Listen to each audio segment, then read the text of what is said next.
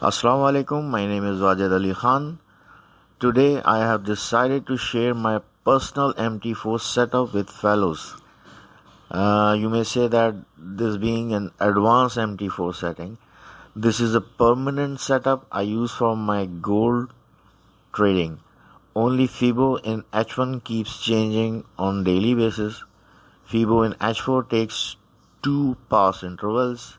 Day 1 remains same with 2 RSI combinations 11 and 6.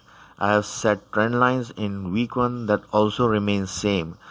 The FIBO in monthly changes almost on yearly basis as when price breaks from 0% or 100% level.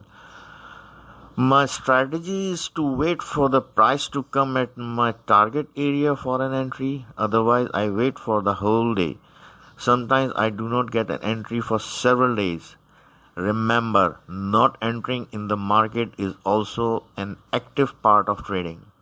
I personally take 2 lots whenever I enter the market, one for 50 pips and other at BE for 200 to 300 pips only on chance.